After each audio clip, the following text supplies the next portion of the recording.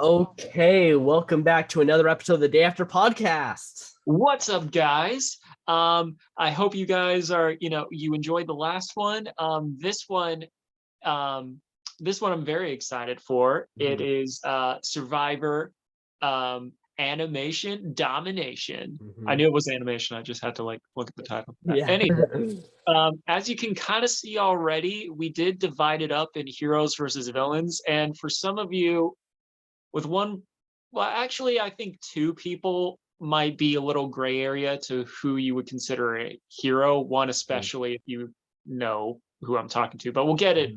They both have blue hair. Funny enough. Yeah. But I would consider them more anti-heroes, which is Oh, still a definitely. form of a hero. It might not be Definitely. the hero, but it's definitely an anti-hero. Are there anti-villains? I I think that's mean, just chaotic neutral. wouldn't an anti-villain kind of be Gaston in Beauty and the Beast? Because he's just trying to save the girl from the beast, like in his perspective, but But he's a dick about it. but he's walking toxic masculinity. Yeah. Yeah. Well, I would It's like still. they're on the side of antagonists, but they're not Yeah. like fully Yeah, well, anti. I think some of the motive of like in their brain makes a lot of sense. Like, oh, this girl is being trapped in the castle by a beast. So I gotta save her because I'm the hero of the town. Like that's where he's coming from. But as I said, he's a bit of a dick about it. So that's sort of why he's considered a villain. Nice. Yeah. It is yeah, I guess like in the future maybe anti-villains will get a lot more love. Yeah, exactly. But all of that aside, we're focusing on just heroes and anti-heroes and villains. But Mhm. mostly the heroes are just chalked up to here.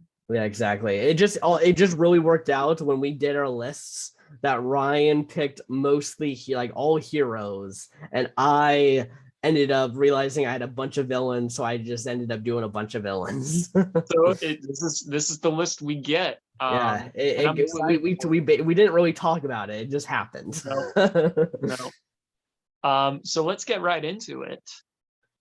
So first off, it makes sense. And when I was thinking of someone, I'm like, Dora the Explorer makes sense to have on Survivor. She's been, on she's been an explorer most of her life.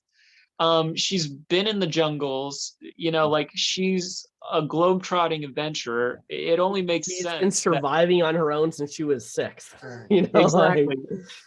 So I think she was like perfect to have here. Also in the sense of like kind of like get from different kinds of animation. I wanted like educational, like someone to represent like pre-K television or like young kid television, and Dora is like a good example of that. Yeah. I think I'm excited. I watched Dora a lot as a kid. That was one of my go-tos. When I was around, 3 and 4. That was the show I was typically putting on. Yeah, I watched it too. Though when I started to get older, I started pointing Dora in the wrong direction. Yeah, you're like, no, go to Swiper. Let him steal your stuff. And my grandpa would give me dirty looks like, keep doing that shit. Yeah, we'll watch more Dora. When I was kind of growing out of it, you'd be like, oh yeah, we'll watch more. Yeah, I As will well. say I was also a Teletubbies kid. I watched a lot of Teletubbies. I don't know why. All I remember, my parents' story for Teletubbies was that they were just flipping through the TV and I was like upset or whatever, and then they hit Teletubbies and I just stopped and just started watching. I think it's because it's just these four people in these costumes, and they're just. Yeah. I don't think they've ever really had a script. They were like, all right, let's just screw around and see Yeah. what's happening. Yeah, I think that's where a lot of my absurdity comes from. I watched Teletubbies was my instinct like show to watch, which just made no sense, but it's great. It did something right. Yeah. All right. Next up, we got Gogo Tamago from Big Hero 6. Now, um, what I consider one of the best Disney animation movies of all time. It's definitely in the top. I think when I did my list, when I watched pretty much all of them, there's only one because you can't find this one like anywhere. Big Hero 6 was in the top 5, I believe. Yeah, it's good.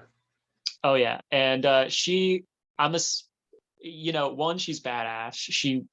She's tough, but she's also like really close with her friends. She's also someone that likes to go fast, and as someone who is a runner, I always I always have like a soft spot for the speedsters. Yeah, you like Sonic? I like Sonic, very much so. So yeah, I wanted Gogo, and I hope she makes it far. Yeah, I do too. Yeah, I like Big Hero 6. I was really excited. I'm a big Kingdom Hearts fan, and I was so excited when they brought Big Hero 6 into Kingdom Hearts to be able to go around and fight all these giant mechs and stuff and in the city was a lot of fun. So, I like Big Hero 6, so I'm excited that you brought her. All right, next up. Now, I don't know how many of you people have watched Bleach. So for those of you that haven't, you're in for kind of a lengthy explanation about this. We should also say spoiler alerts for pretty much all of these shows or movies or anything that they are coming from, because there's a lot of people also that have like plot relevance in terms of their characters. So this is one of them. Mm-hmm. All right, but I mean the show's been out for quite some time, but it is having a resurgence. It is coming back for this huge arc, which was like to basically pretty much complete the story. Because the show Bleach, it made it up to a certain point, and then they were like, yep, we're not making any more, but the manga continued, and it wasn't until like a while ago they announced they were finishing it up, and then finishing up the anime, and so it's coming out in October. So to give you I'm so sorry, but we're doing animation, so anime is going to be a part of it. So there's a lot of anime, I will say. So in Bleach, the easy version of explaining what goes on. So there are these people called Soul Reapers, and basically they protect people, humans and souls that have recently deceased, from these things called hollows. And hollows are basically souls that have lost their way and have basically become demons. Now, further along in the anime and manga, there starts to be like there are soul reapers that have hollow powers, and then on the flip side there are hollows that gain soul reaper powers. And this was mostly done by a soul reaper who wanted to basically take over pretty much everything. And so he did that by creating what they call an Arankar, which is hollows who get the power of soul reapers, an army of that. And in that army, there's a top 10, as in the 10 strongest Arankars they are. Grimmjow is number 6. Now, to kind of give you his deal, so each Espada represents a meaning of death. His is destruction. He's someone that is informal. He will attack his own people if they get in his way. He is also someone whoever has a code. So there's part where he loses his arm, and then someone restores his arm, and when that person is in distress, he comes and messes with both of the people that were attacking her, and was like, that's for saving my arm. And then he's someone that fights the main protagonist a lot, and then when he loses the last time, he comes back and he's like, I'm not done with you. And then he caused a lot of controversy because it was like, people were like, did he live or did he die? Because he got a sneak attack by someone else in the Espada. And so for the longest time, he was like DOA and very controversial because they just never went back to explain what happened to him. And then he comes back in what's going to be the new season that's coming out later on this year, and he aligns with the protagonist, and like he becomes an anti-hero. Classic Vegeta. Yeah. I was gonna say that was a lot. There's a lot to I have a confession to make. I've never watched Bleach.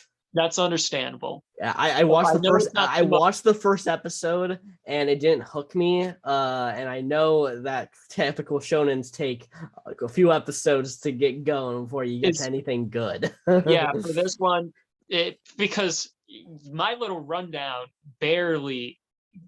There's a lot of lore. There's a lot of stuff that they slowly build. Yeah. But like, you know, if you ever give it the chance, I think it's worth it. But that is Grimjow. He is an anti-hero. He will fuck shit up. He's loud, and he is one that doesn't take to authority well. He usually has his own agenda. Yeah, I think this tribe definitely wants to keep him going into the merge because they're going to need someone that maybe has a bit of a villainous side to be able to deal with what the other tribe has, because there's a lot. So it's going to be I think they want to honestly keep these two anti-heroes around because of that. Yeah, I agree. Next up, we got Huge. Good. So my stock for Jimmy Neutron has gone down in recent years, but when I've been like watching some of the episodes with my roommates, because he was like binging the whole thing, or watching it, I had a newfound love for Hugh Neutron. He is this goofy dad who's obsessed with ducks and pie, and like he's just a huge dork, but he's lovable. Yeah. I mean, he's the great part of Jimmy Neutron. He's one of my favorite episodes of Jimmy Neutron is where there's like the father-son park kind of like competition that happens, and Jimmy doesn't want to go with his dad because he knows his dad's like stats. He literally like looks at his stats and just sees they're all super low, and he ends up replacing his dad, and then at the end, eventually, you know, he ends up realizing that it's better to be with his dad and lose than be with not his dad and win. Exactly. And this man is also low-key messed up, because there's one thing, and I didn't quite grasp the situation when I was a kid, but as we all learn when we rewatch shows from our childhood, basically when Hugh Neutron had a remote that controlled time and he could fast forward and rewind, he made a woman give birth over and over and over again. And my stepdad at this time, he was like, oh, that's messed up. And I was like, I didn't quite get it. But now being an adult and understanding what a woman has to go through for that, I'm like, first of all, why did you want to do that? And two, putting that health on someone, that's just, I don't know what he was trying to accomplish. That doesn't make him a villain. He's just a goofball. I think he's just a few brain cells short of of a complete brain. So yeah, but I like you. I'm excited. I hope that he makes it far. I hope he gets to be our comedic relief. I agree. All right, next up from Arcane, the League of Legends show that came out last year is Jinx or Powder. So I worked at an event that was like Arcane related. It was a live experience thing. And so like, you know, when I saw that, I was like, I have to watch the show now. And when I did, it's so amazing. And she is you know, she's mentally unstable, but she's badass, which I always appreciate, someone that can like bounce through that. She often has like these flashbacks, and she's like, no, that's not true, but like she's like a mad genius when it comes to like making bombs and like ambushes, things like that. And she has a relationship with someone on the villain tribe that we'll get to, that really is a highlight of the show, but without any spoilers. Yeah, Um, exactly. but Jinx, I play her actually in League of Legends. She's my third main. She's an AD carry. I'm an AD carry, so I play her a lot. So when she was announced as kind of like the like I guess main character, yeah, I guess you could probably say like she was in a lot of the highlight reels or like promotional material. promotion for it. I was excited for it, and I definitely came into the show skeptical because most video game adaptations into TV or movies have like just historically haven't been very good. But this one blows everything Yeah, out of it. Like they didn't have to go this hard on that show. They and they could, did. and they It was did. Yeah, so well done. exactly. Yeah, anyone that hasn't seen it, I highly recommend. Probably, yeah, just watch it. Yeah, You definitely. have time before season two. Season two Yeah. is not coming out until 2023, unfortunately, but Yeah, which is unfortunate. But yeah, I mean, also, if you like League of Legends, it's great because they're going to be using it to also kind of introduce people, characters into the game. yeah. So it's always fun to see that. All right. Yeah. Next up, Bakiro. Sorry.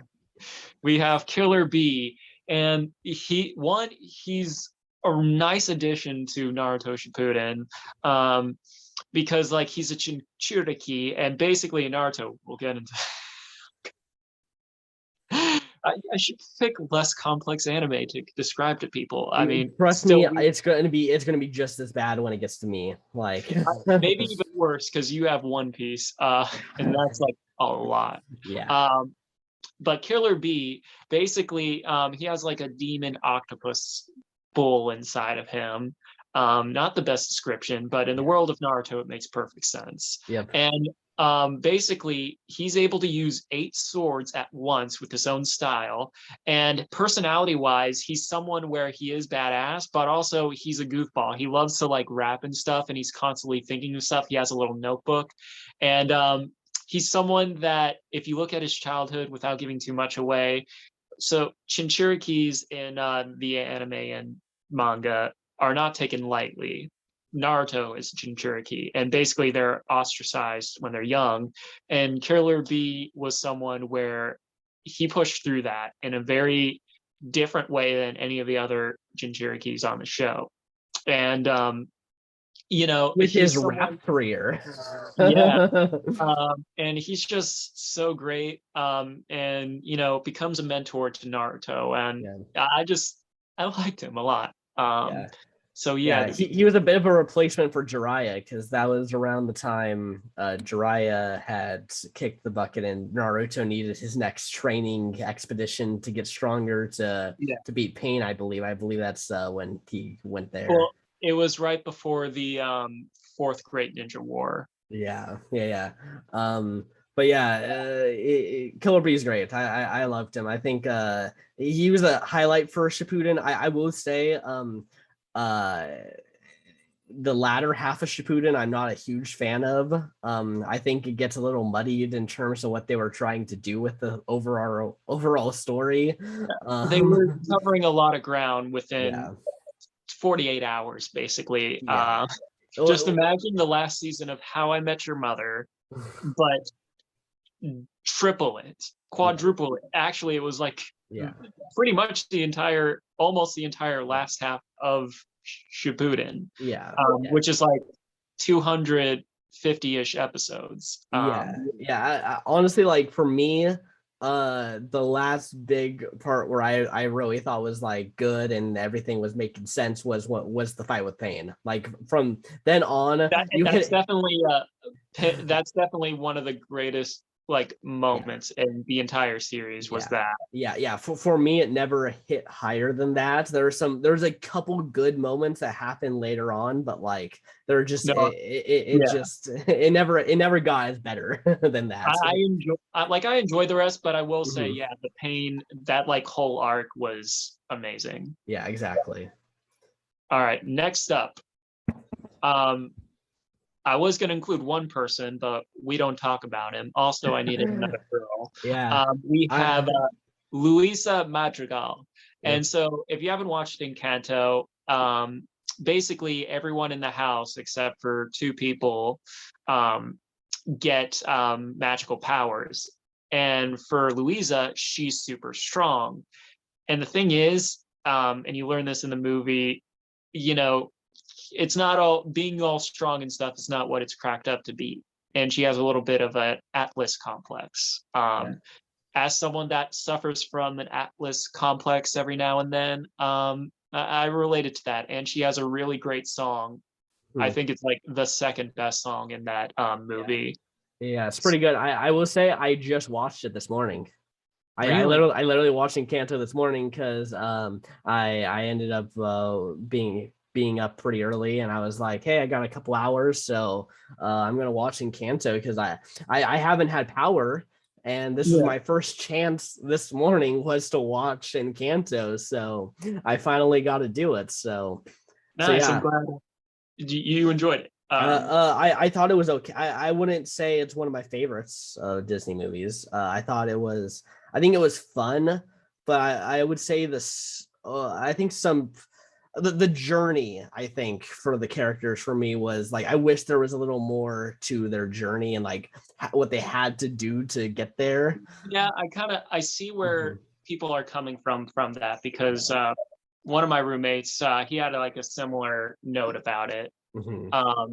I personally think it kind of like sets Encanto apart from other Disney movies that it is like, you know, kind of at the house and focuses on the characters. But well, as I said, like I think it's fun, but I wouldn't put it as like one of my favorites just because I feel like the other ones, I feel the characters had to do like ridiculous, you know, a lot of things that really, you know, made the journey feel, I think, whole at the end. Fair enough. Yeah. All right. Next up, this is a trend this week, I guess. We have Mr. Peanut Butter. So last episode we had George Washington Carver. Now we just have Mr. Peanut Butter. Yeah, we love peanut butter. Maybe Tyson will come on for the next episode. Exactly. So the thing about Mr. Peanut Butter, you ever have that one friend where everything just seems to go right for them? And that's basically what Mr. Peanut Butter is to BoJack Horseman. He's from BoJack Horseman, and basically he's like, oh yeah, he's very optimistic, stuff like that. And he's someone who, he has low times, but he's someone that tries to focus on the positive, and like he doesn't stay down for pretty long. And I like him. He's fun. And he's a dog. I like dogs.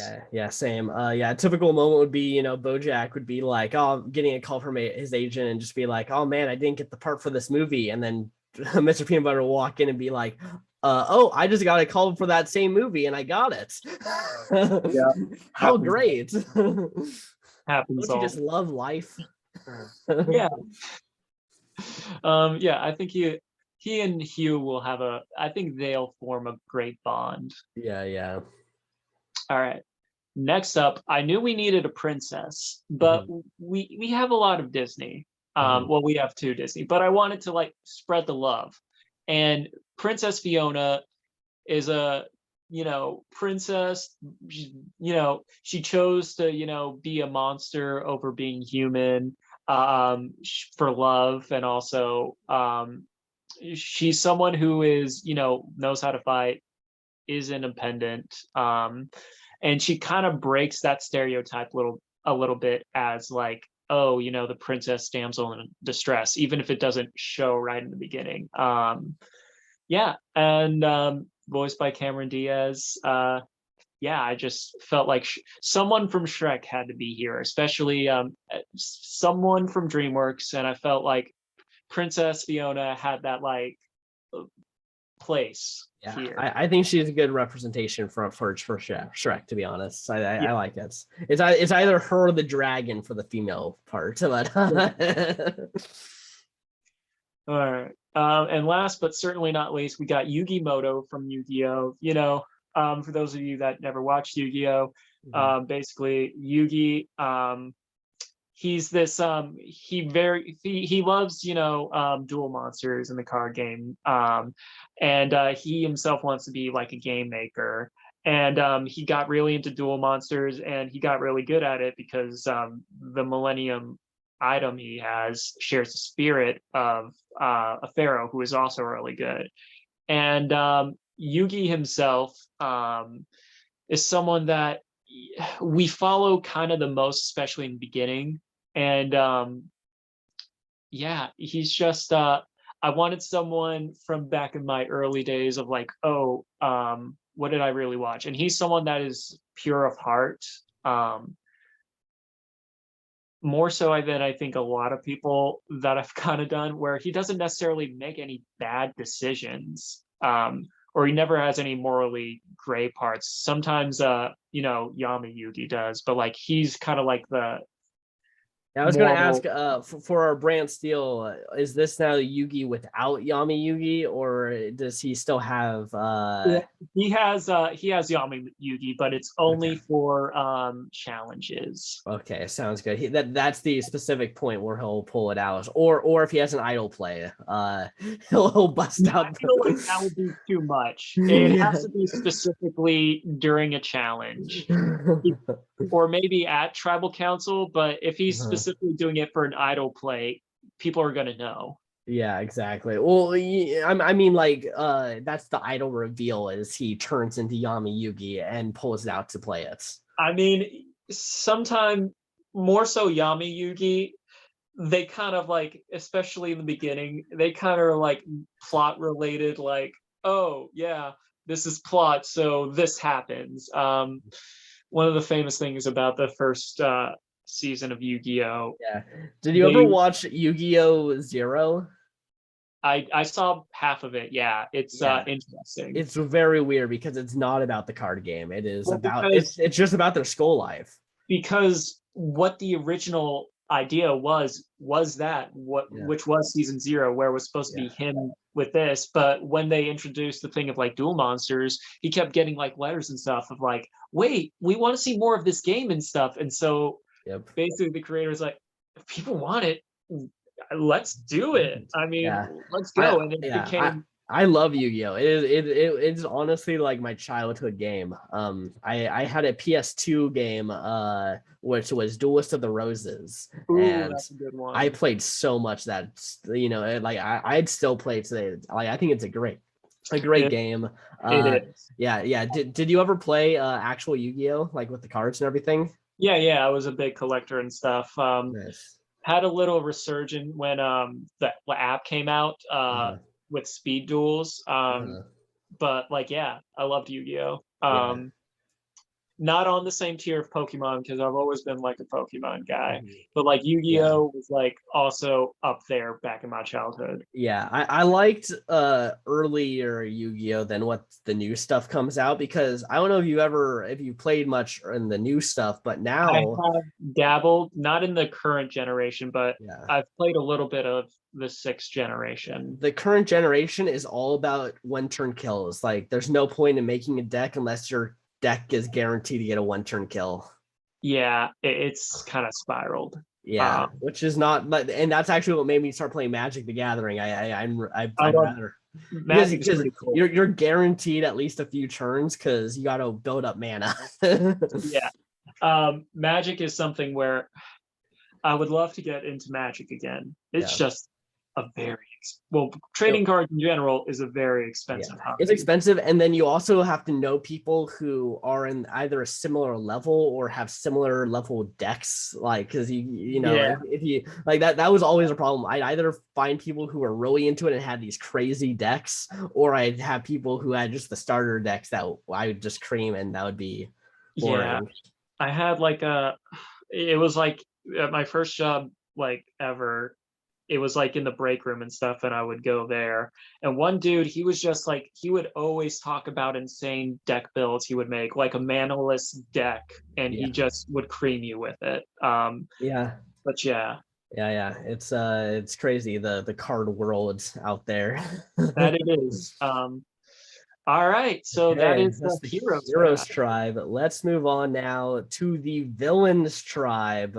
And God, this is no joke, the scariest tribe I think we've had on Brantsteele thus far. I'm just going to Uh, say a I lot. only know, I know like, so like I haven't seen the anime Junko's in. Even it's something I need to get to at one point because it is Yeah. iconic. Yeah, Um, I wouldn't. Okay, so actually, what's interesting is that it started as a game and then turned into an anime. that's And what I kind yeah, of saw. yeah, and I would recommend you play the games over the anime personally, just because the games give you all the info, whereas the anime skims info and says that's not important, and so it ends up being it is important. So I will say, like, if you have the chance to play one of the games, I'd recommend that. But yeah, this is let's just get into it. Yeah, Starting with Don Quixote, Doflamingo.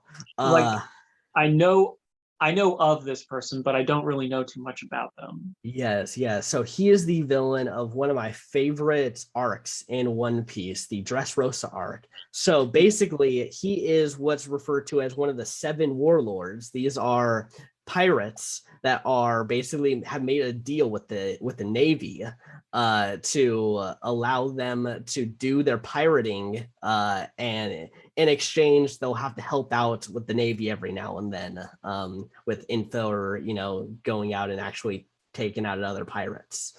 Yeah, So he's one of these, which are is a pretty big group.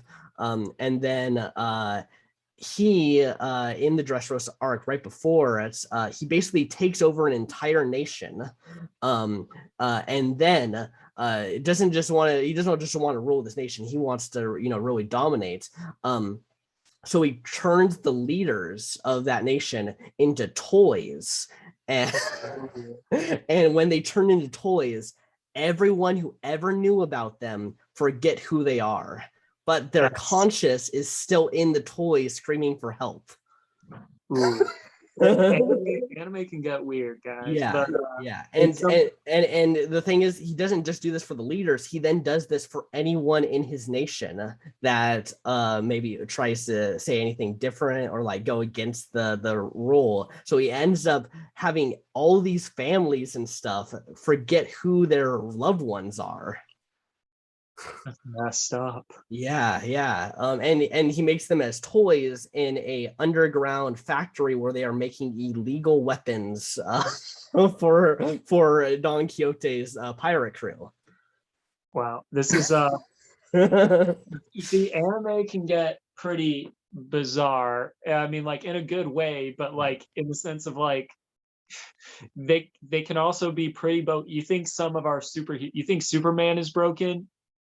Yeah, There are some people in anime that just yeah. make Superman look like trying to think of a lame person. They'll Look make like him Polka Dot Man.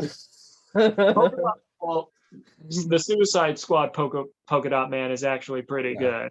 yeah. But Weasel from the Yeah, Suicide. Weasel. Yeah, that's a good one.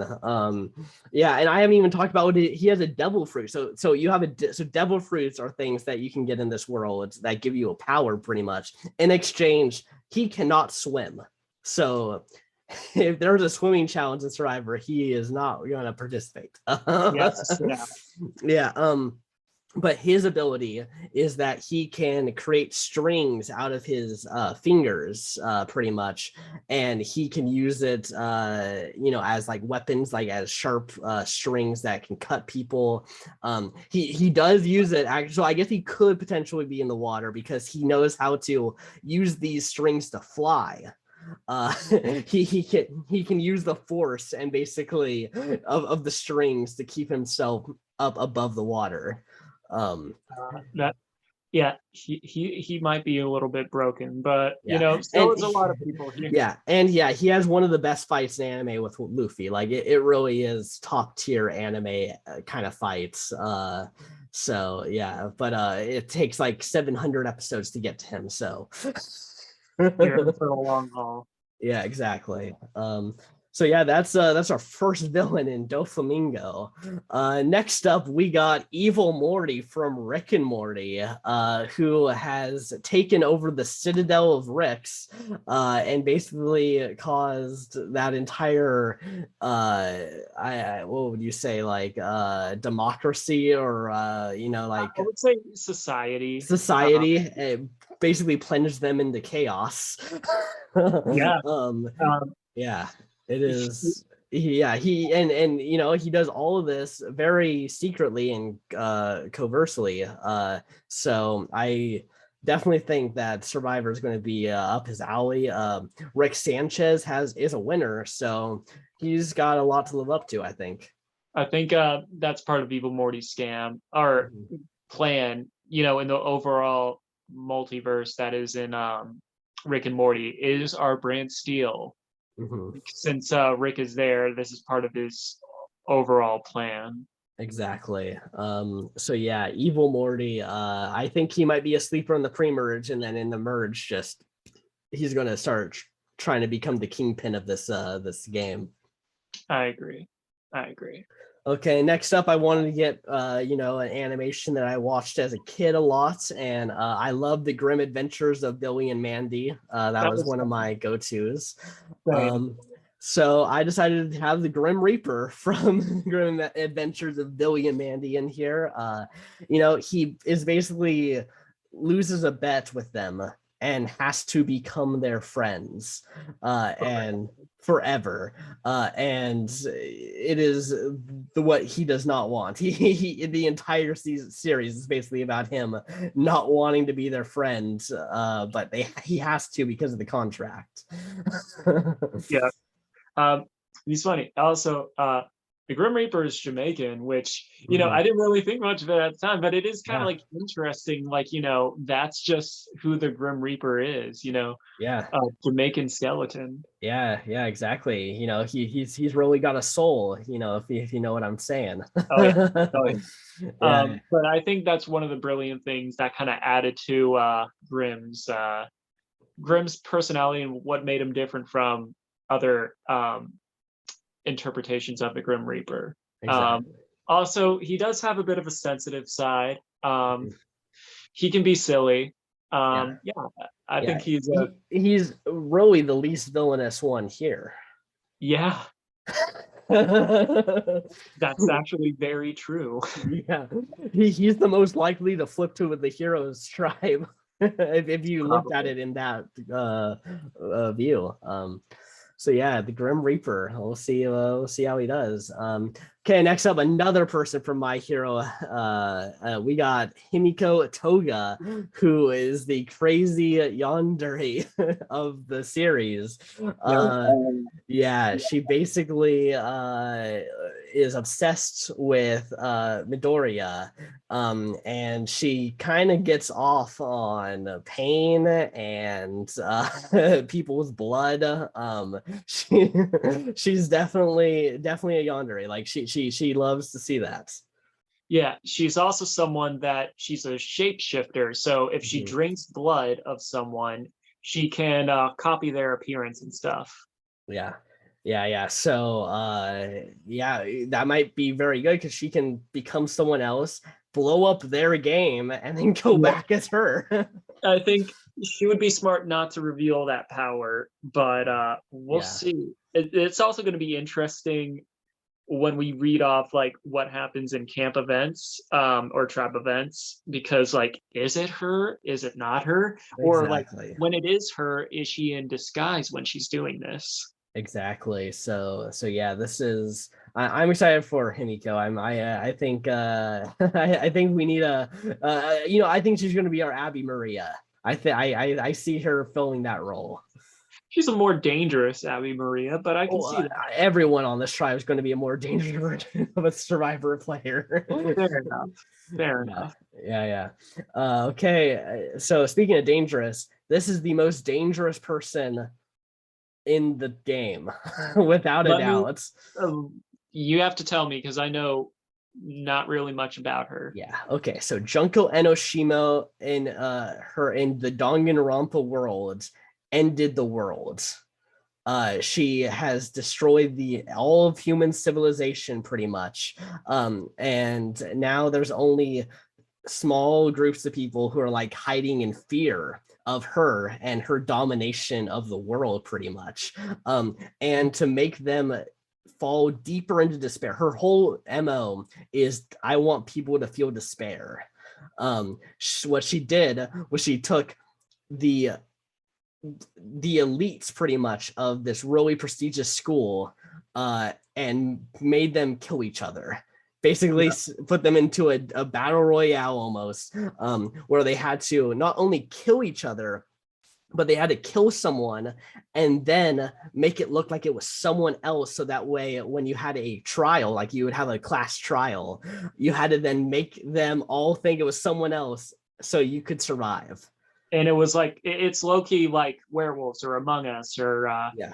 they have all that. And I'm guessing she was kind of the judge of that. No. So she's the first boots. Huh? Yeah, so okay, the more complication that she's very plot related. I'm going to be spoiling so much here on Danganronpa for you. I mean, it's something where it's been out for a while. I've seen some clips where, at this point, like, I'll probably still watch it, but it's something where it's been in the zeitgeist long enough for me to be okay if it's spoiled. Yeah. So basically, in the when the 15 kids all wake up, she is actually there. You're first introduced to her as one of the school students, but she is then killed off because she steps on Monokuma's toes, who is the host of everything, which is a talking evil diabolical bear.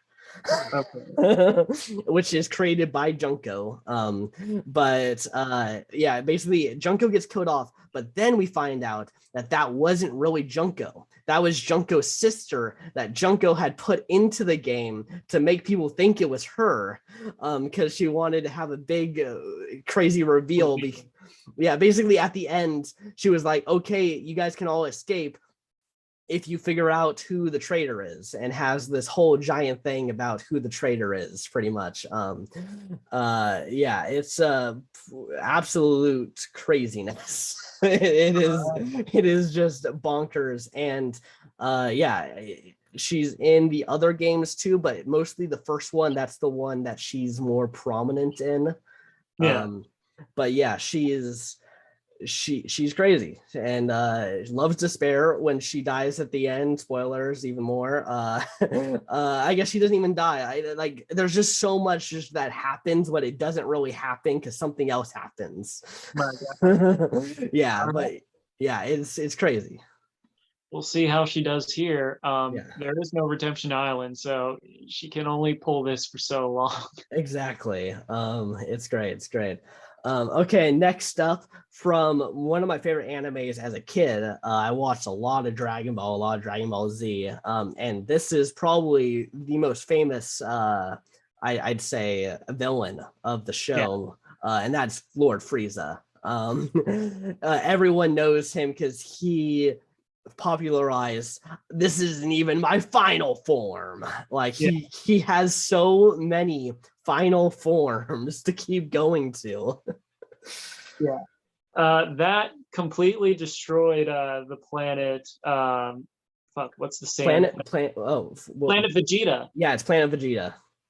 Well, I mean, all right, this is like a 30-year-old show. This one I think makes a lot of sense that we can spoil it because this came out so long ago.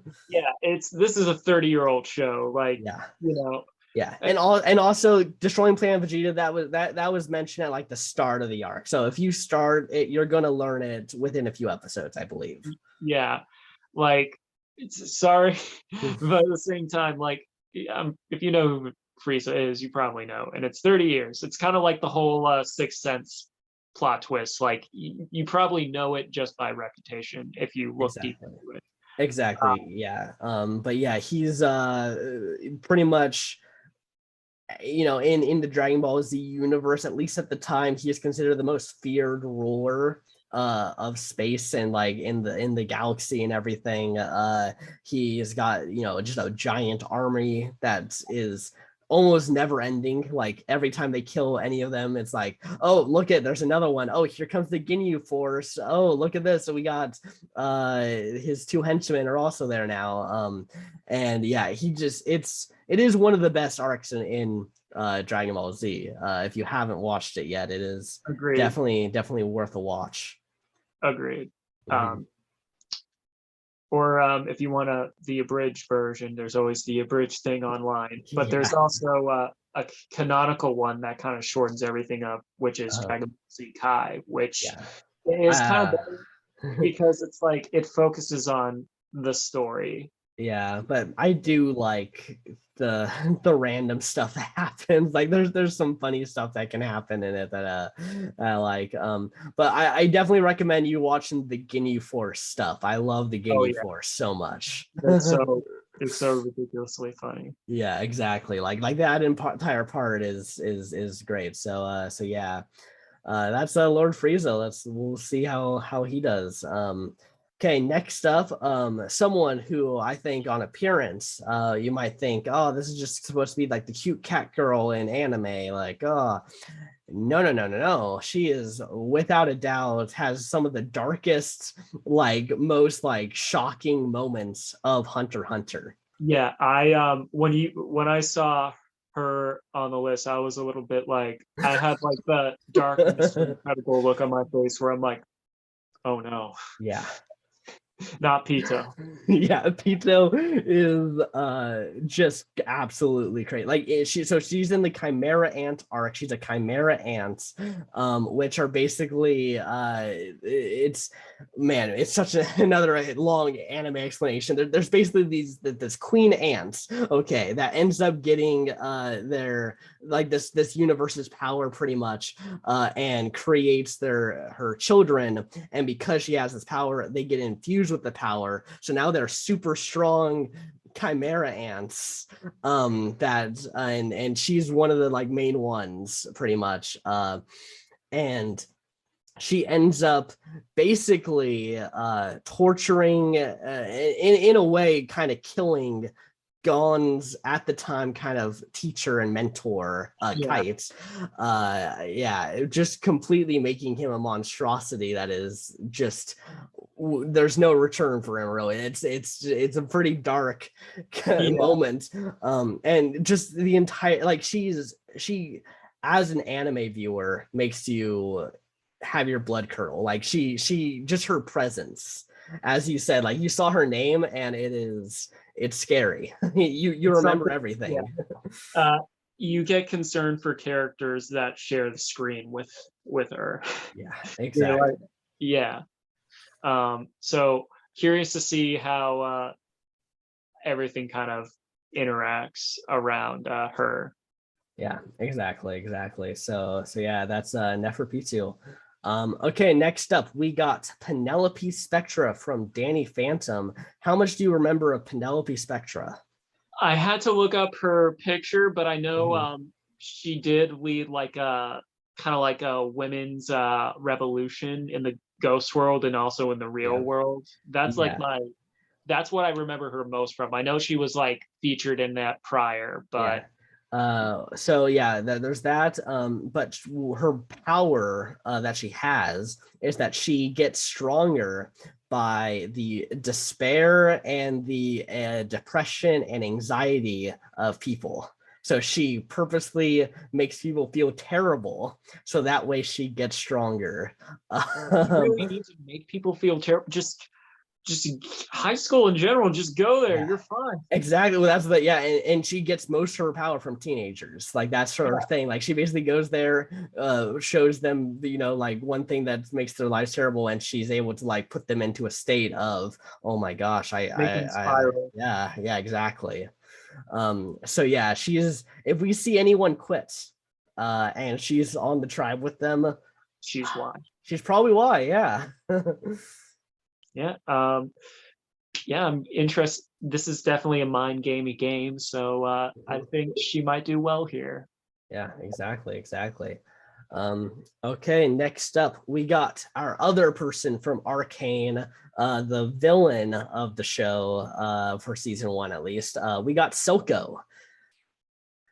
Yeah, he's basically rules the underworld in a sense, has and creates these monstrosities with his chemtech kind of shots and everything, and ultimately, he wants to create a war with what's Piltover. Piltover. Yeah, he wants to create a war with Piltover, to basically, take over and, be considered, not the scum, of the Undercity. Oh yeah, and he is very, very methodical, Mhm. and he does show moments of vulnerability, Mhm. um, and it makes him a very interesting villain in that regard.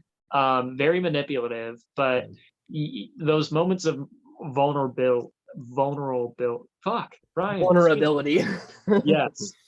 Um, just make him very, very compelling. Mhm. So yeah. Nice. So yeah, that's Soco. I'm excited. He doesn't really fight or anything. He does all of his No, stuff socially, really. Like, he manipulates. exactly. He's not winning any challenges. He's Yeah. strictly strategy. Exactly. Okay, and lastly, we got Ursula from the Little Mermaids. I would also say, I think she's one of the least villainous villains, especially on this tribe, and I'd say in the Disney verse of villains, especially during this Yeah. time. Yeah, it's like Triton was kind of like, screw you, Ursula. Yeah. Um, Yeah, and there's a justification that's not like really stupid to why she's it's become this something way. it's something where when you rewatch in these current days, it's kind of like, yeah, Yeah, um, it's one of the things that Little Mermaid's a classic, but yeah, that kind of like thing through time didn't age too well. So fantastic movie, but yeah, um exactly. she's very manipulative. She let's just say hopefully not too many of these conversations going on happens near the water because Mhm. she has eyes in the water. And be Exactly. careful with any deal you make with her and do not sign Yeah, any. exactly. Yeah, she's I think another socially manipulative person that's going to be trying to play the game that way. But I think I wonder how much she's forced to be in the water. How can she go out and be on land, or is she going to have to do all of her conversations, kind of in a pool? Like she was able to be a land walker without the use of um like she was able to like be magic since she's a magical being, she can totally Oh be on yeah. land. Yeah. Well, yeah, we'll say that she's good for this, Yeah. for the sake of being on land challenges. Good thing we didn't cast like Nemo or Yeah, something. yeah. We would just put them in a little bowl, and they can't go out of camp. Yeah. Yeah. All right. So from the villain side, I would say my top two are Toga and Silco. Toga and Silco, yeah, those are good ones. I will say, I think this is my strongest tribe like, for me personally, that I've made, because I Yeah. want so many of these people to make it so far, and I know It's the gonna be hard. heroes versus villains pre-merge is very long. Yeah. Well, I mean, at least to the jury, they have to make it past like eight. Yeah. And on my side, there's like I try to be like aware of that fact too. Mhm. But there's still like on my side, I've been saving Grimjow for so long. He almost made it to uh our first fantasy island. But I was just like he just wasn't he didn't make the cut for whatever Mhm. reason. Yeah, He's someone I wanted to bring for a long time. So it's good he's here. I want him to do at least make the merge. That's Yeah. all. I'll be happy if that happens. Yeah, I feel like Um, that's the best you can hope in Brantsteele, is like, just please make the merge. If you could just get that far, that's good. I would say he's my ultimate winner pick, Mhm, but I would say up there too is Jinx and Yugi. mhm. Yeah. For my tribe, man, I mean, I'm gonna root for Soco. Junko is also someone who I'm really excited for. I love Danganronpa. And I love One Piece, so I'm probably gonna go for Doflamingo on my tribe as well. And then your tribe, I definitely want Luisa to do good. Nice. And I'd probably say also Yugi or Hugh. Those would be the people I'm rooting for. Like, I don't want Hugh to win, but I hope he's there. Yeah. I'm rooting for him make like final 5 or 6. If he gets that far and gets to have some fun moments along the way, that'll be great. Yeah. All right, let's do this. I love how usually when we do this, I'm the hero. Yeah. I'm like always the hero.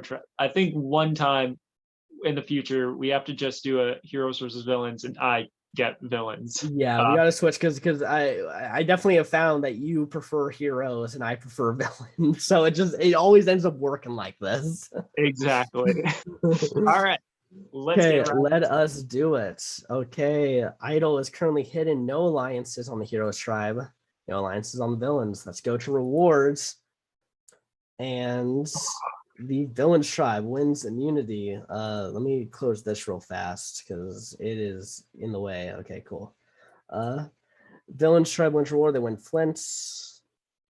Yay! And look at that. The heroes tribe wins immunity. Awesome.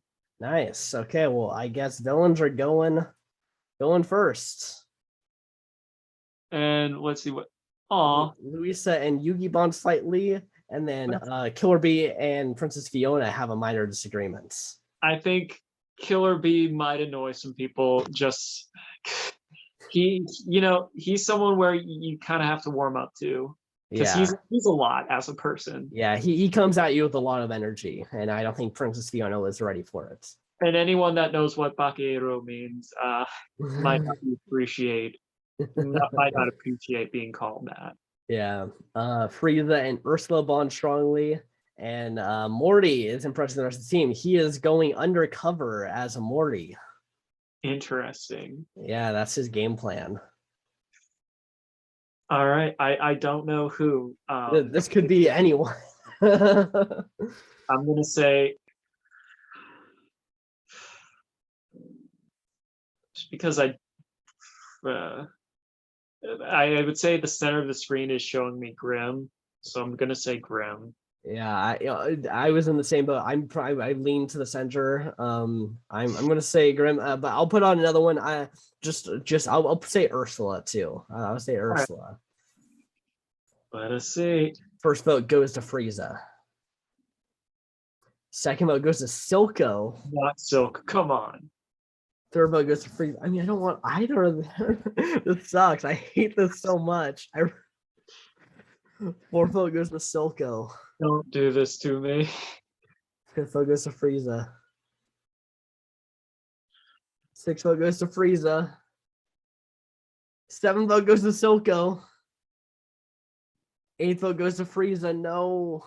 I'm sorry, man. Ninth vote goes to Silco. 1 vote left. You know what? Rock draw. Let's go for Frieza. I'm sorry, man. Oh, I screwed up. I overloaded a tribe. I didn't put cannon fodders. It can be hard. It can be very hard. I'm so sorry, man. I should have had cannon fodder. I really should have. It helps. It definitely helps. Okay, well, that's unfortunate. Okay, so let's see. So Doflamingo, Grim, Himiko, Morty, Neferpitsu, and Silco voted for Frieza. Frieza, Junko, Penelope, and Ursula voted for Silco. So not looking too good for those three. Yeah.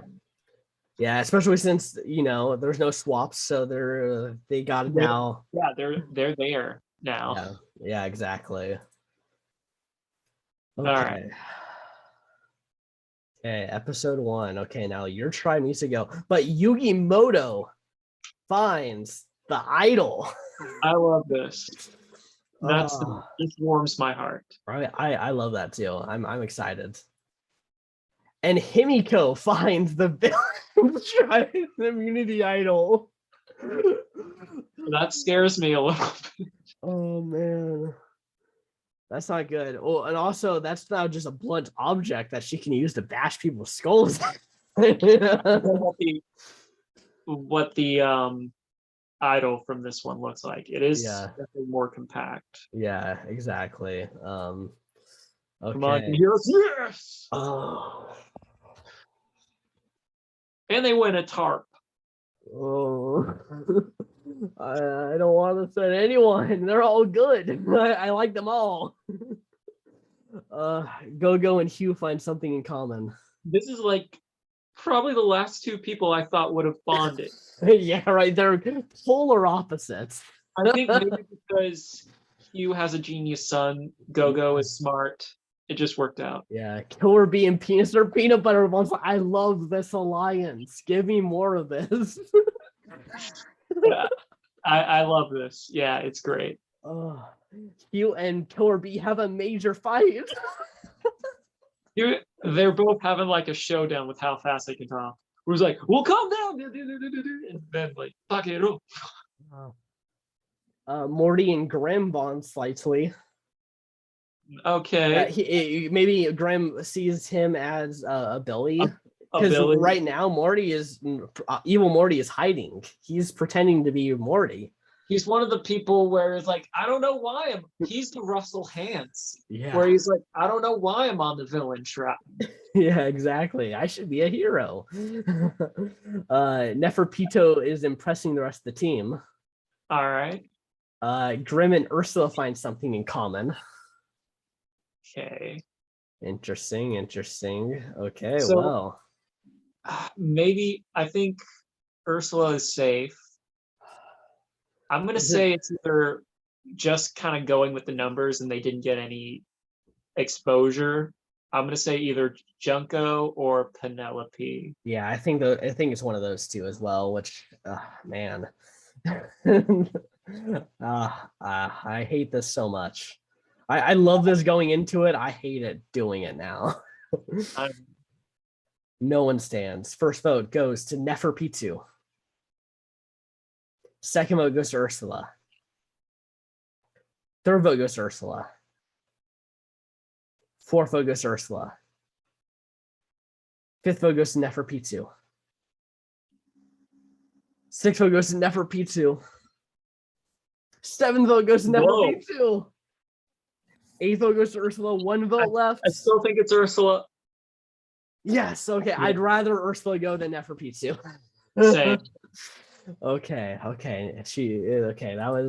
was interesting. So things changed. So Junko, Morty, Penelope, and Ursula were on the outs. So Junko, Penelope still on the outs. Yeah. And Doflamingo, Grimm, Himiko, Neferpitu, and Soco voted correctly. Yep, they're the majority. So yeah. And there is no idol because Toga has it. Yep, exactly. So they're kind of just screwed. All right, come on, heroes. Keep up the momentum. You guys should go to tribal. You don't want to be too strong. You have a point, but I also have a point. Just give me one episode of not pulling my hair out. No alliances. Yes, the villains did it. They win sugar, coffee, a week's worth of rice, and the contestants' luxury items. All right, now I'm a little nervous. Yeah, I'm nervous what the villains got as luxury items. Did Toga just get a knife? Probably. Soco, probably some shimmer. Yeah. Let's see. It's hard to say.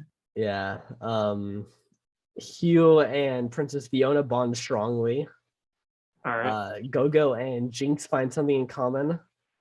Tough females. Yep. Hugh and Mr. Peanut Butter have a small fight.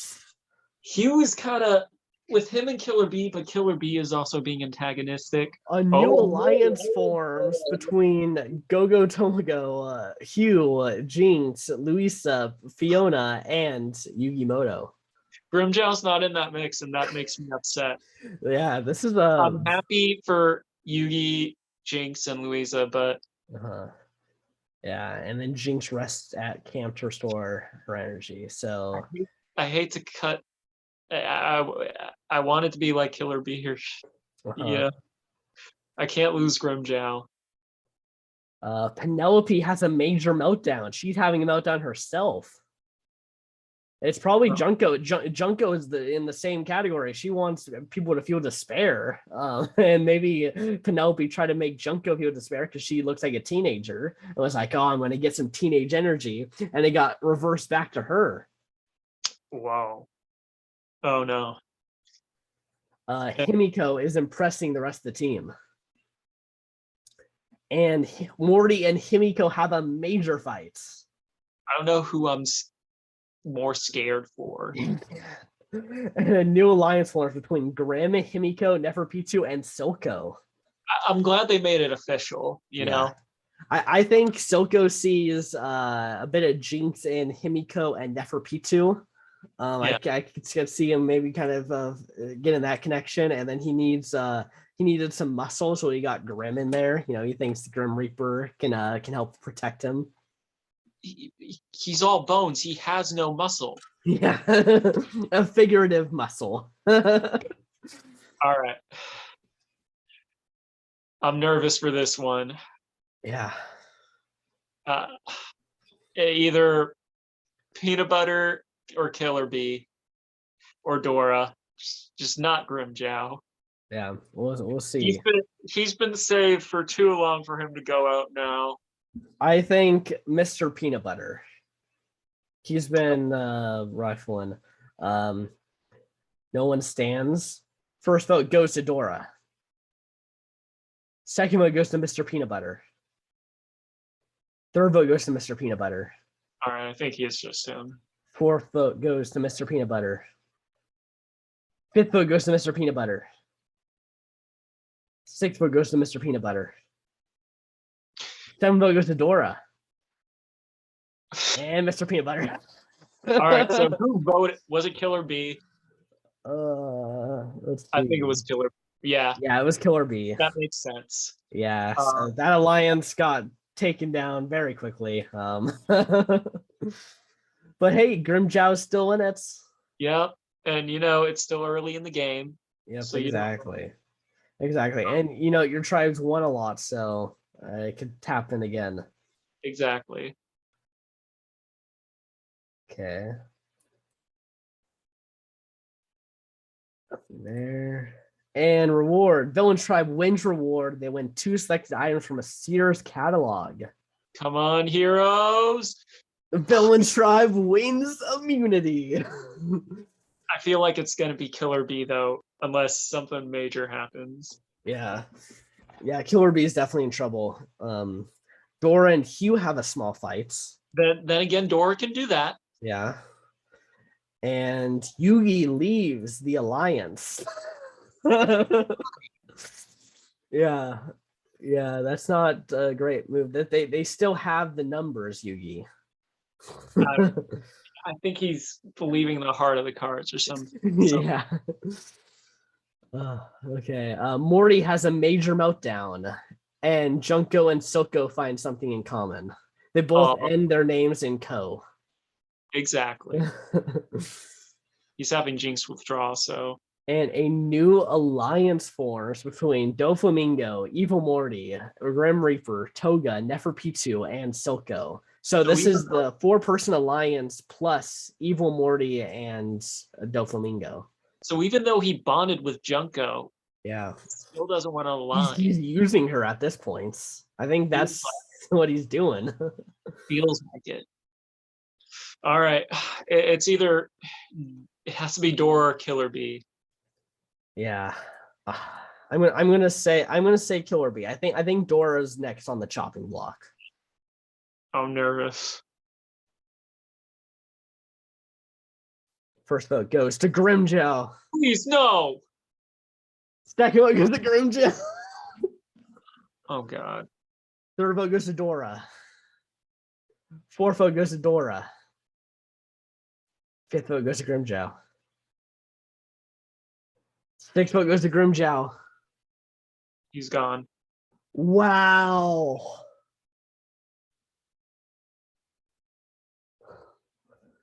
I'm so sorry, man. Wow. Hey, you can bring him back for Last Chance. Last Chance 3. He deserves better. He can still make it. He can still be a part of Brantsteele lore. This sucks so badly. Oh wow. I'm guessing Killer Bee's still on the outs. No, it's Yugi. Yugi is on the outs. God damn it. Wow. I did not. I thought Grimjow had at least 1 or 2 people ahead of him. Me too. But no. Dang. Okay, well, let's see how it goes from here. Villain's Tribe. War challenge. And the Villain's Tribe win reward. They win a trip to a swimming hole and a feast of chocolate bars, chocolate cake, chocolate chip cookies, and milk. Delicious. And the Villain's Tribe wins immunity. They are we have switched very quickly. Yeah, very much so. Wow, okay. Rats. Killer Bee and Yugi bond strongly. Oh, well, that's nice. And Gogo leaves the alliance. All right, so is it just going to tie up? Yeah, I don't know. Doflamingo and Junko have a major fight. Probably about who's the crazier person trying to end the world. Who, in your opinion, is? Well, I will say Junko has successfully done it. Fair enough. So, and look at this. Morty leaves the alliance. All right. Honestly, I can see this going any number of ways because Yugi may have fractioned off and is bonding with Killer Bee and could join Dora.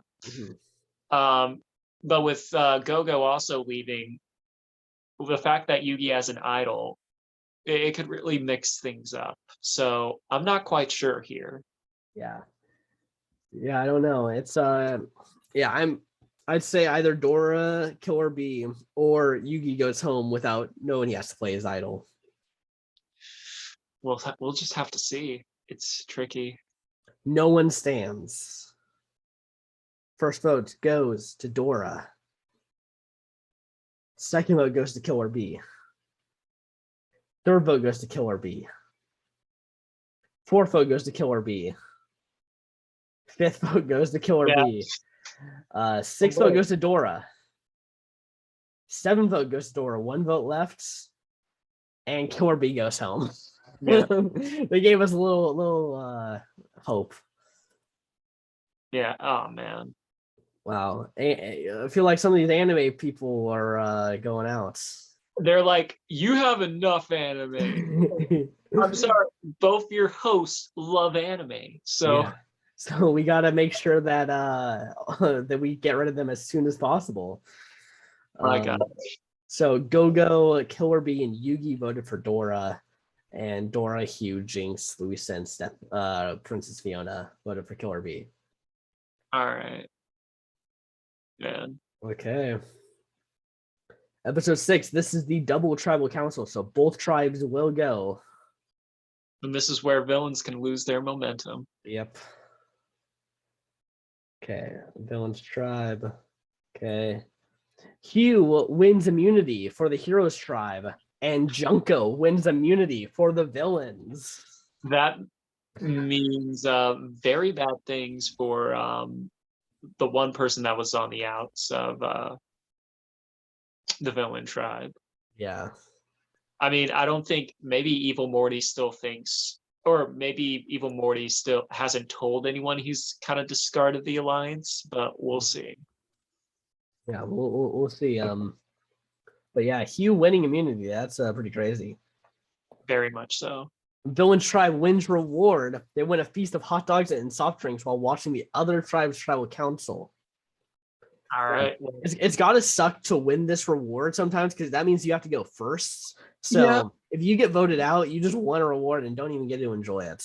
I think it's part of the reason. Well, they've kind of adopted this for the merge, but not necessarily in that way. Like there is a little rewards for the A tribe or the B tribe that wins. Yeah. So they kind of retired this concept for a while, but then brought it back. Yeah, exactly. I think for the better, to be honest. Yeah. Okay, Jinx leaves the alliance. All right, so how does this turn?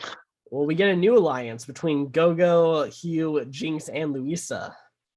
All right, Louisa is doing pretty well because she's in both alliances. There's only like, it's a little odd how that's framed because it's kind of the same alliance except no Princess Fiona, and it's subbed out with Gogo. Yeah, exactly. And Jinx now is no longer a part of this alliance, so she is given more loyalty to this. Yeah. All right. Okay. Doflamingo and Penelope find something in common. I guess they, both like to see people in pain. Suffer. Soco has a major meltdown. He doesn't have his stuff, he's he's out there. He doesn't, he's definitely got some medications, I'm assuming. Maybe he's worried about Jinx. Yeah. he's afraid though what's happened to her on the heroes tribe. Are they turning her into a hero? That can't happen. Could be. All right. It might be Grim. Yeah, I can see Grim. I could also see I still think Penelope might be in some danger. Probably. Yeah. But Junko has immunity, so she can't go. First vote goes to Morty. Second vote goes to Penelope. Third vote goes to Morty. Fourth vote goes to Penelope. Fifth vote goes to Penelope. Sixth vote goes to Morty. Seventh vote goes to Morty. One vote left. And wow, evil Morty is taken out. I think because he went against maybe he was a little bit maybe he did kind of tell him that he's leaving.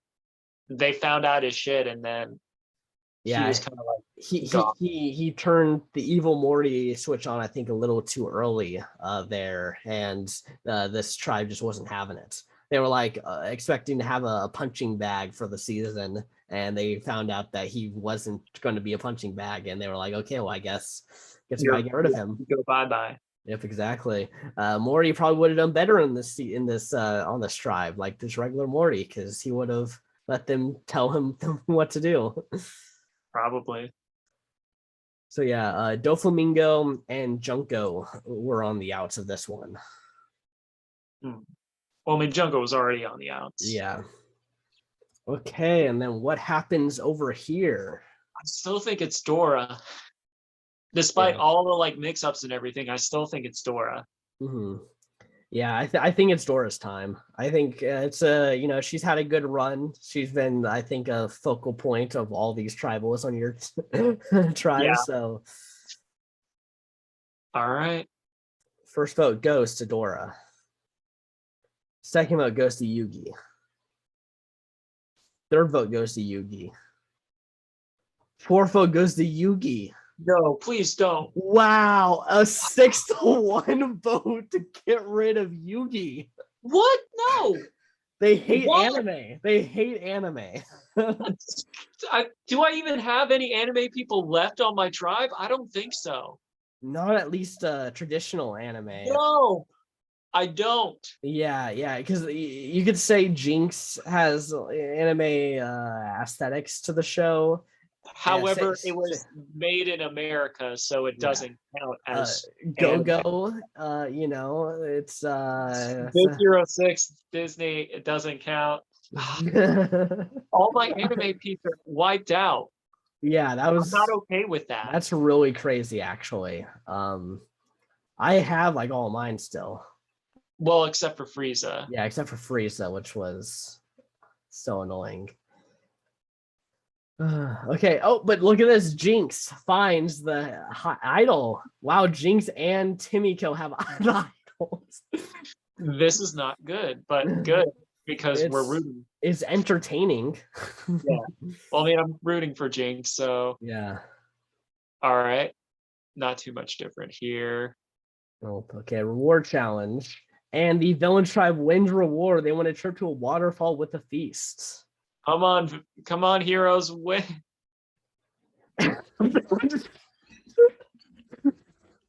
What happened here? What happened? Like, I got cocky. Well, at least from this point forward, everyone that survives this will make the merge. yeah, it's true. It's true. After this. Jinx has a major meltdown after finding this idol. The voices in her head are telling her bad things. Yep. Oh no. Jinx almost quits the game as a result, but decides to stay. You know, that makes sense. So I'm glad she's still here. Yeah. Wow, that could have been really bad. Luisa leaves the alliance probably because Jinx almost quit. She does not want to play with a quitter. Or almost quitter. It might be Dora's time because she's still not on. I don't know. Dora could just be that one that's like, oh, I'm totally going to be voted out. Just not. Just survive. Yeah, if she makes it, honestly, if she survives a few more tribal councils while being a target, like she might become an all-star. She has that, like she's just been building so much heat. So many tribals, she's got at least like 2 votes. Exactly. So yeah, Doflamingo and Penelope find something in common. And this alliance dissolves. All right. Doesn't matter because they're not going to tribal anyway. Yeah. All right. I think it's Explora's time to explore somewhere else. Yeah, Explora Ponderosa. Yep. Before, the jury gets there. Yeah, exactly. First vote goes to Dora. Second vote goes to Dora. Third vote goes to Dora. Fourth vote goes to Jinx. And Dora is finally taken out. Dang. Well, it finally happened. Now they have nowhere to hide. Yeah, exactly. These little fractions are going to play a big factor into it now. Yeah, I will say now that your tribe's lower, I am hoping that you win immunity now. Now I don't want your tribe to get any lower at this point. I feel like it might. It's huge. Your females just... are doing great, by the way. All of your females made it to pretty far. Dora just got taken out, but yeah, it's they just love Hugh because he's like, all right, you're goofy enough we can just vibe with. Yeah, I think they want to take him to the end as a goat. I think they already see him as a goat potential. He's the definition of a goat, just like in his own little world. In both definitions. Yeah. Okay. Here. Okay. And the village tribe win reward. They win a feast of pizza, garlic fries, and drinks. They keep winning. Get out of here. I knew what was going to happen. They're on a streak. And when there's no tribe mix-ups, when there's a winning streak, it snowballs. It just gets, decimated. Yeah, this is really a destination. Hugh and Jinx have a small fight. Not Hugh. And Jinx leaves the alliance. I think Jinx is about to play this idol. I think Hugh is gone now. Yeah. Grim and Himiko bond strongly. Interesting. And Soco leaves the alliance. He's given up on his own thing, Yeah. Okay, so I think either Jinx doesn't play her idol, like she just doesn't read the situation at all, or Hugh goes home. It's one of those two. Jinx uses the idol. Was it right? First vote goes to Jinx, does not count. Second vote goes to Jinx, does not count. Third vote goes to Jinx, does not count. Fourth vote goes to Jinx, does not count. It's Gogo! She's the definition of chaos. She is going to do the chaotic choice. She's at least Gogo made it to the jury. Yeah, she will be able to vote at the end. But look at that, Jinx. She either has to now find the idol again, or they have to win an immunity. We'll see. Villains are just destroying everything. Yeah. Reward challenge. And the villains try with reward. They win an all-you-can-eat feast, courtesy of Outback Steakhouse. Good for them. Just do it. Do it. Do it! Oh my god. How is this happening? Oh. Because when it comes to old school Survivor, they just love picking on me. They really do. I've noticed that whenever we do something that doesn't have a lot of swaps, it just seems like you always end on the wrong side of it. I'm like, yeah. At this point, I'm like, all right, let's. Jinx and Fiona have a minor disagreement. Luisa and Fiona have a major fights. All right. Luisa leaves this alliance, and Jinx is completely worn out, but is not giving up.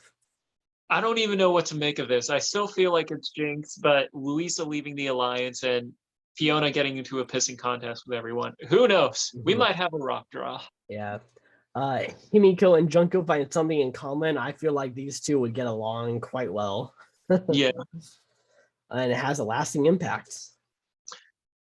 All right. Okay. So I have no idea. I don't know either. I don't know. I feel like Jinx has to go here, but at the same time, it could be Hugh. It could be Luisa. Jinx or Fiona. We could have rocks. Yeah. That would be crazy. Okay. First vote goes to Luisa. Second vote goes to Luisa. Third vote goes to Jinx. And Luisa is taken out. You know, it makes sense because the merge is next. So yeah. I don't fault them for getting rid of her. Yeah, they probably think, the other tribe's probably going to want to get rid of Jinx at some point because, but also Jinx is going to be able to reconnect with Soco. Yeah, that's good.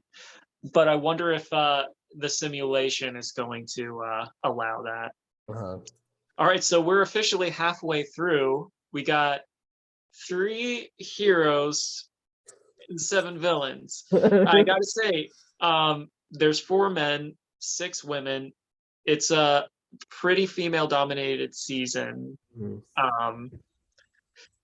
All right, who do you are?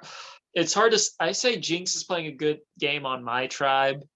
I think on yours, it's hard to say. They haven't really had to vote people off too much. Yeah. I would say Junko is doing a good social game. So is Spectra kind of like redeemed herself. I feel Soco is kind of like to the beat of his own drum. Yeah. He's I think he started strong, but I think as the game has progressed, he's lost his edge a little bit. Yeah. Yeah, but I would definitely say I think on your tribe, Jinx is definitely playing the best game just because she probably should have gone home in one of those last 2 tribals, but she was able to save herself. So yeah. Okay, let's see if the heroes can turn it around though. All right. Immunity. Junko wins immunity. I believe this is her second immunity now because she won that pre-merge immunity. So good for her. Yeah, she did. Soco is impressing the rest of the team. And a new alliance forms between Doflamingo, Spectra, and Soco. All right, nice. Nice. We'll see how some more of Soco's game, I guess. Yeah. I'm not sure who. It might be Fiona or Hugh. I don't think it's Jinx just yet. Uh, I could see, at least for this merge vote, maybe the villains do turning, like maybe there's a cancer that they consider on their tribe that they just want to get rid of. I don't We'll see. I don't know exactly who. Yeah, there hasn't been any. Yeah, Himiko Oh. uses the idol on Grim. Interesting. First vote goes to Hugh. Second vote goes to Himiko. Third vote goes to Hugh. Fourth vote goes to Himiko. Fifth vote goes to Hugh. It's Hugh. Sixth vote goes to Hugh. Seventh vote goes to Hugh. He was voted out in an 8-2 vote. So he's the merge boots. All right, who else is screwed? Oh yeah, yeah, Princess Fiona. So Jinx has completely turned to the other side. She has joined the villains. that she has. Uh-huh. Oh well.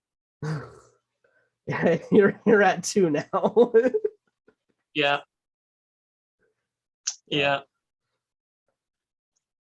Well, Junko finds the Yin Yang tribe hidden Yin idol. Mm-hmm. So good for Junko. Let's see who wins reward. So group number 1 is Jinx, Junko, and Soco. Wow, that's quite the group. Group number 2 is Doflamingo, Grim Reaper, and Neferpitu. And then group number 3 is Fiona, Spectra, and Himiko. And group number 3 wins. So they get to watch Treasure Island. It's that famous reward. Yep, where there was a big wrestling match. Yep. Oh. And Himiko wins immunity. Nice. Okay. Jinx and Junko have a minor disagreement. I think for Silco's affection. Yep. They're fighting. Yeah, Soco, they're fighting over Soco for some reason. Himiko is impressing the rest of the team. And a new alliance forms between Grim, Neferpitu, and Soco. Soco is just making alliances. He doesn't care if they are lasting. He's just making them. It makes sense, though. Mm-hmm. Okay, well. Now, does Jinx or Fiona go home here? Might be Jinx. Yeah, I'd probably say Jinx is the most likely.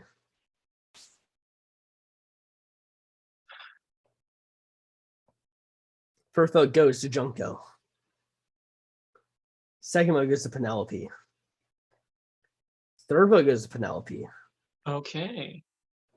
Fourth vote goes to Junko. Fifth vote goes to Penelope. Sixth vote goes to Junko. Seventh vote goes to Penelope. And Penelope Spectra is taken out. All right. So this is interesting. What happened here? So Doflamingo, Jinx, and Penelope voted for Junko.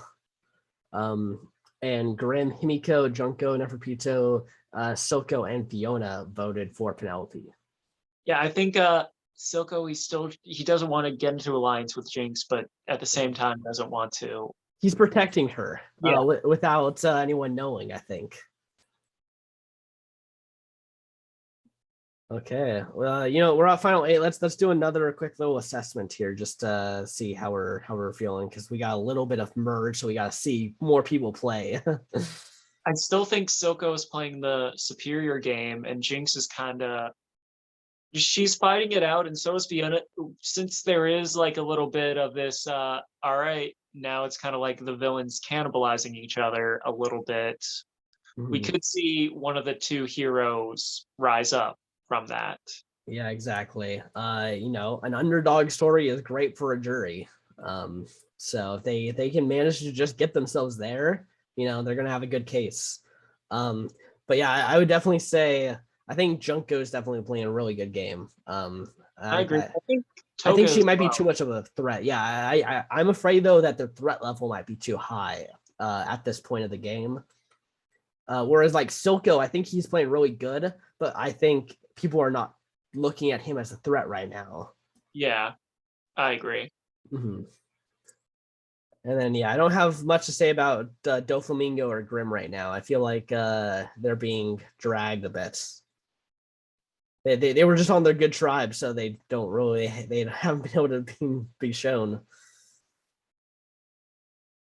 But I mean, Doflamingo, he's got his little alliance with Silco, I guess. So I guess he's kind of the right hand man to Silco. At the very least, he's not. He's still in good Yeah. grace. Oh, He wins immunity. Okay, well, we talked that they're not doing good, and someone has to start doing good. Okay. So yeah, the second idol is hidden. Doflamingo and Neferpitou have a small fight, not enough for any serious damage. I imagine that this was an actual fist fight that happens. They threw a few punches. I don't. From what you've told me, Don Flamingo, I don't know. You've watched both, so who do you think would win that fight? This fight, man, it's hard because like the moments of Neferpitou are so like dark and heavy and everything. But Doflamingo is just like crazy strong. like Nef or Pito has survived some tough shit. yeah. So it is durability is another thing. Yeah, but Doflamingo also has this ability where he can turn the world into strings or like a large masses of land, and then he gets to control those strings, and they can like basically kill you. Fair enough. Yeah, so it's tough because they're very different universes in terms of strength. And Jinx and Neferpitou have a minor disagreement. This might be Neferpitou. Yeah. So yeah, I'm just gonna go with that. Yeah, same. Junko uses the Yin Yang tribe hidden immunity idol, and he goes casts. It kind of works for her too, since the Yin Yang symbol kind of like matches her aesthetic. Exactly. Oh yeah, I forgot to mention so she's also her ultimate talent is the ultimate fashionista. Okay. So yeah, that adds an extra layer to her thing. She's in magazines. That was her thing before she took over the world, was she got famous from magazines of for modeling. There's something to be said about that, about America. Exactly. First vote goes to Junko, does not count. Right. Second vote goes to Junko, does not count. Third vote goes to Junko, does not count. Fourth vote goes to Junko, does not count. Played it right. Fifth vote goes to Junko, does not count. Sixth vote goes to Junko, does not count. Who is it? Jinx! Wow, Jinx gets idled out by Junko. Who was with Junko on this? Was it Neff? No, it's Silco. Silco betrayed Jinx. Oh my god. My god. This is a brutal elimination. Yeah, this. I mean, the whole Brantsteele has been brutal, but yeah, that was hard. And that leaves you now just with Fiona.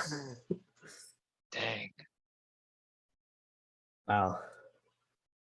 Himiko finds the second Yin Yang hidden immunity idol. All right. Okay. And Himiko wins immunity. she's playing a pretty great game. I'll say, yeah. There's something about My Hero peeps where they have a good impression on our brands. Our two others both have been returning players multiple times, and Uraraka has won. Yeah. Fair. Himiko is impressing the rest of the team. And Grim is impressing the rest of the team. All right. I think this could be Pito, Soco. It might be Junko. Yeah, I think Junko's got a lot of heat on her. If she doesn't go here, then she's got to go next. Like it's one of Yeah. this. It's one of the two. And she's able to win challenges too, so it's something you have Yeah, to keep an eye on. exactly. She's already got 2 immunities under her belt. All right. Okay, first vote goes to Junko. Second vote goes to Fiona. Third vote goes to Fiona. Are we gonna? Fourth vote goes to Junko. Fifth vote goes to Fiona. Couldn't have. Sixth vote goes to Junko. Is it? And Junko goes out. She played a hell of a game though. Yeah. I think she's my top choice right now to come back. I think. I was about to say it's like I have one person left. I have to not be too mad because I don't want you to lose everyone. Like at least get someone to Final Four. I mean, I'm still rooting for Soco and he's doing well. We'll do a bit of an assessment after this one since it'll be finale, but exactly. Yeah. Okay, this is the last round to use the idol, so Himiko is guaranteed finale unless she plays it for someone else and goes home. I highly doubt she would do that. Yeah, Neferpito wins reward and shares it with Grim and Himiko. Oh, this is the one where the loved one, and then when they would throw things into geysers. Yeah. Nice. Okay, let's see. And Grim wins immunity. He's on the board now for immunities. Nice. Okay. Soco has a major meltdown. It's because Jinx is this where Soco almost quits the game as a result, but decides to say he couldn't handle the guilt of voting her out. It's mirroring what she went through. Yeah, earlier. Exactly. Wow, that is crazy. It looks like and Neferpitou and Soco bond slightly. Maybe Pito was like, I get it. It was hard. It might be Fiona. Yeah, Fiona, like, just as the only hero left, you imagine they want to take her out before it's too late. Yeah. All right. Himiko uses the idols. She has to last time. First vote goes to Doflamingo. Second vote goes to Fiona. Third vote goes to Fiona. Fourth vote goes to Doflamingo. Fifth vote goes to Doflamingo. 1 vote left. Ooh. And Doflamingo goes home. Who was sinking down on that ship with Doflamingo and Himiko voted Fiona. All right. So Grim, Neferpitou, Soco, and Fiona have the majority right now. Nice. So does this mean Himiko, unless she wins immunity, goes home next? There's a possibility. Mm-hmm. All right. So Grim is playing an all right game. I feel Silco is playing the best one. And in the sense of like, he doesn't seem like a target either. He's just like well aligned with everyone. I think he has a great chance just to get to the end. I don't know necessarily if that would mean he can win, but I think he has a great, like, I think he has the easiest path of these 5 to get to the end. I think he, if they take out Toga, I feel like he has a strong chance of winning. Yeah, and then I don't know if necessarily Fiona's playing a good game, but I think she's that underdog. Like, if you're the last person on a tribe that got decimated and you somehow make it to the end, like you might still win regardless of who you're facing if you're able to pitch to the jury your story and it sounds great. Yeah, I'm feeling that. So I mean, I think there's some good potential winners here. I think. Well, watch me win with just Princess Fiona. That would be crazy. And Grim wins immunity. Back-to-back immunity challenges for Grim. Nice. All right. No events occurred. You had nothing to say. Nothing. So I mean, I'm going to have to say I think Toga goes home here then. Yeah, it makes sense. Yeah, I think she's the biggest noticeable threat. First vote goes to Toga or Himiko. Second vote goes to Fiona. Third vote goes to Fiona. And Fiona is taken out at final 5. I get it. Yeah, I think it had to happen. All right, so at one of these 4 will be our winner. I'm hoping it's Soco, but they have to legit take out Toga now. I mean, we'll see. Yeah, I think Toga and Soco have good chances. I think if Grimm wins his immunity, I think he'll have a good case to pitch that he really did come on maybe near the end. But I think he's a little reliant on that. We'll see. Immunity. Soco wins final immunity. He is in the final 3. Nice. Okay. And Soco also has a major meltdown from this. I think this is a good meltdown. I think meltdowns don't have to be bad. I think Hold up. You need to give me an example of this because I have not heard of a positive meltdown before in my life. I mean, he's now reflecting on all the stuff that he had to do to get here and the emotional weight of voting out Jinx and all the stuff that has basically caused him. And now, he's essentially clinched what all of this was for, and so now he's having a meltdown because he's like, oh my gosh, I did it, but at what cost? So he's Thanos. Yeah, pretty much. All right. Soco quits the game as a result. What the?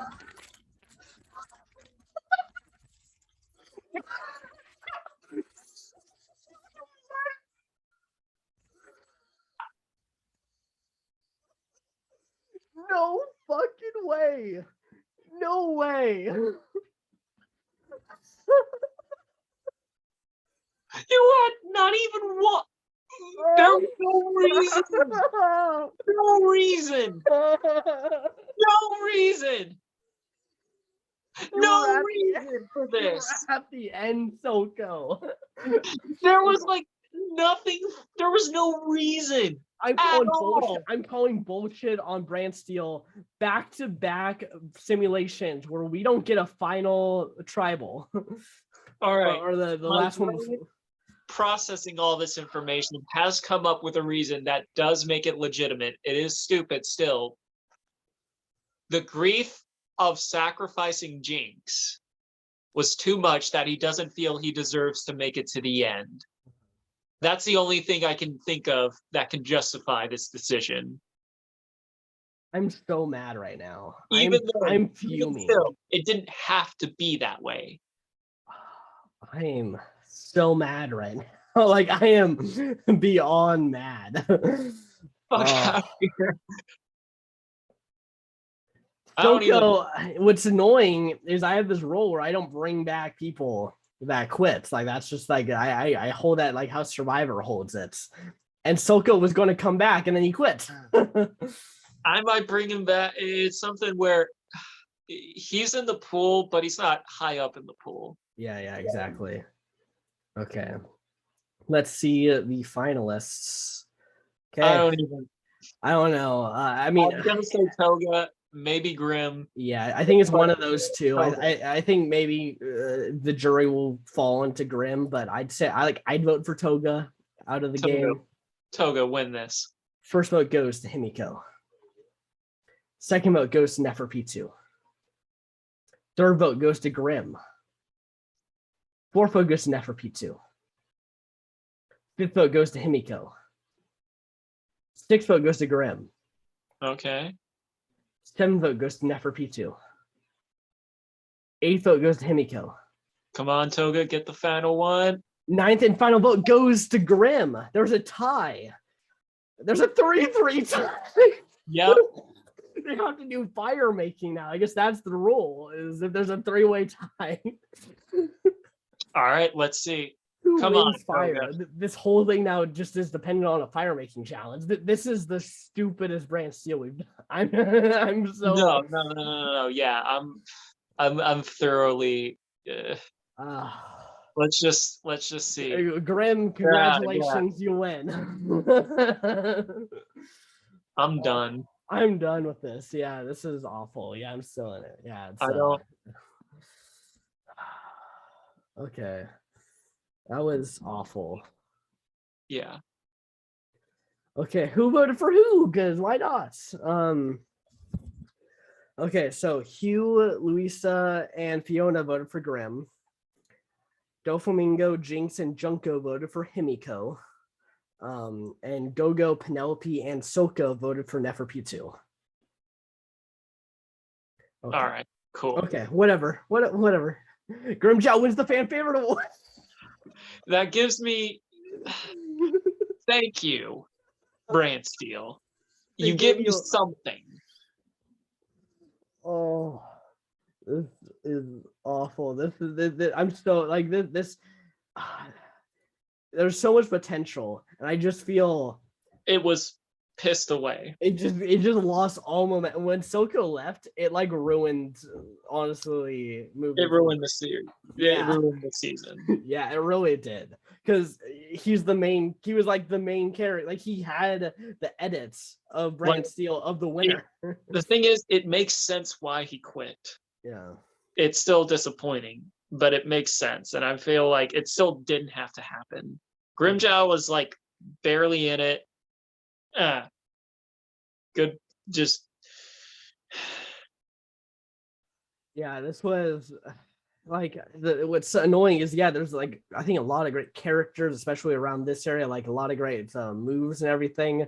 But man, like now just looking back, it's just hard. Like, and the fact that the win basically just comes from fire making challenge.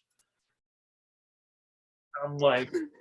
like just back to back kind of stupid things that had to happen to basically decide the winner. It could have been so much. Yeah, if Silco just goes to the end and wins, this probably becomes a top tier season. Actually,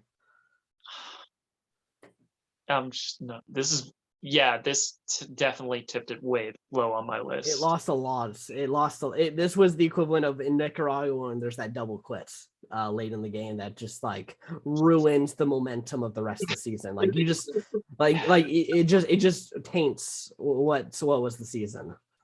Yeah. Let's see who did good stuffs. So Jinx was considered the most strategic, followed by Grimm, followed by Soco. Dora, yeah. Same with Junko. Grimm and Himiko had tied for most immunities. With Junko. Mm-hmm. Grimm didn't receive a single vote against him. All right. Okay. I'm still all. I mean, yeah, that Soco thing. Like man, I'm so mad. I'm like really mad. Okay. I'm mad. Okay. I'm hungry. Whenever we have a bad season, I want to just see what would be a simulation of what would happen. All right, so she won. Bless you. Spectra, thank you. So let's I would have preferred this. I already see Grimmjow at 8 and Soco. I would have preferred this one. Yeah, we lose Jinx, but small price to pay for salvation. Yeah, and wish you would have gone by rocks too, which would have been the most Jinx way to go out. And then Hugh made it further, so did Killer B. Villain still won, and I'm okay with that. Yeah. It's just kind of, and there was like an even one too. Evil Morty apparently was an immunity beast and a strategic beast. And hold on. What? Where was Grim? I saw Grimmjow's name. Maybe Grim Reaper you saw? Yeah. Either way, I'm putting on my shoes. Yeah, that was definitely annoying. Well, what a way to end this Brantsteele. Hopefully, the next one that's coming out later this week doesn't end like this and actually has a proper resolution. It's hard to do worse than this. Yeah, it really is. I'm trying to think. Like, I still think this is overall better than All Stars, the first All Stars that we ever had, and Hunger Games. But it's. I mean, Hunger Games, yes, the first All-Stars, we at least had a worthy winner, or a winner we were like, we could get behind. Yeah, well, there were like 2 good players, and then everyone else was just on autopilots. We just need to not do heroes versus villains. Yeah, I think it's gone. I think it's done.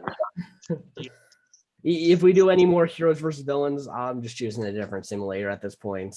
Yeah. All right. Well, okay. Well, I need to lament, but I mean, I have things that I have to do. Yeah. I celebrate for some things. We'll see, guys. Yeah. I'm sorry. Yeah, I'm sorry that it had to end like this. That is not how we wanted to end a Brantsteele, is with a quit. If any of you had any doubt that these are staged or we picked the winner beforehand, don't. This is true. This is literally like, why would we ever let this happen if we were choosing? Like literally, if it was any other of the 4, I think it wouldn't have been a big deal, because we already were in this boat that Soco is probably winning. So it just, the fact that it's Soco that then quits. Yeah, like if he got eliminated, it would have been okay. Yeah. But because he won and quit. Yeah, like if you're gonna quit, just lose the challenge and go home. Like let that be at least the outcome. Good God. All right, guys. Okay. Well, that's it for this episode of the Day After podcast. We'll see you in the next one. Yeah. Have a good one.